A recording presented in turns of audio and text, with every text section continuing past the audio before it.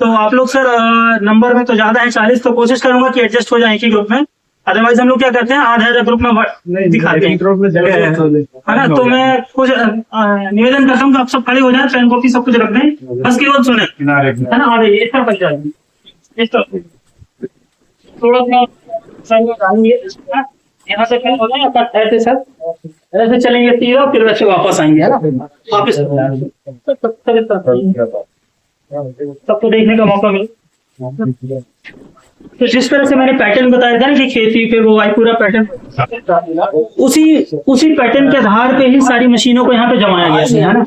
तो देखिए, जैसे मैंने बागवानी की बात की, बागवानी में क्या होता है, बागवानी के अंतर्गत सरकार की बहुत सारी योजनाएं चलती हैं, जैसे राष्ट्रीय कृषि विकास योजना। उसमें क्या होता है कि सरकार पौधे लगवाती है, प्लांटेशन करवाती है, 1000 पौधे 5000 पौधे आम के, केले के या पपीता के, इन सब के, है ना। तो जब हम लगवाने जाते हैं, इम्प्लीमेंट इस पेपर वर्क सारा हो जाता है, जब आते हैं ग्राउंड रियलिटी पे, खेत पे जब जाता है किसान, तो गड्ढे खोदने पड़ते हैं।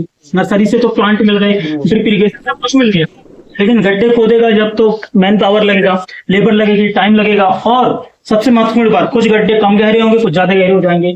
एक गड्ढे से दूसरे गड्ढे की जो दूरी है वो मेंटेन नहीं हो पा रही है ना, जब मैनुअली करवाएंगे आप। तो इन सबको लूप होल्स को देखते हुए ये ऑगर डिगर बनाया गया। ऑगर डिगर क्या करेगा, 40 से 50 गड्ढे प्रति घंटे के हिसाब से खोद देगा, यूनिफॉर्मिटी के साथ, उतनी गहराई में। और एक गड्ढे से दूसरे गड्ढे, क्यों जरूरी है स्पेसिंग, क्यों जरूरी है, ताकि अगर मान के चले एक आम का पौधा लगा रहे हो तो छोटा है, एक यहाँ लगा एक यहाँ लगा दिए, है ना। स्पेसिंग पहले लगा किया है तो इतनी काफी है। जब वो पौधा बड़ा होगा, पेड़ बनेगा, तब फिर वो स्पेसिंग का पता चलता है। उसको प्रॉपर स्पेस चाहिए नीचे जड़ों में, तब जाके वो अच्छी फ्रूटिंग हो पाती है। तो ये ऑगर डिगर, ये मोटर ऑपरेटेड है, जैसे कि मैंने बताया था, सनी बताया था।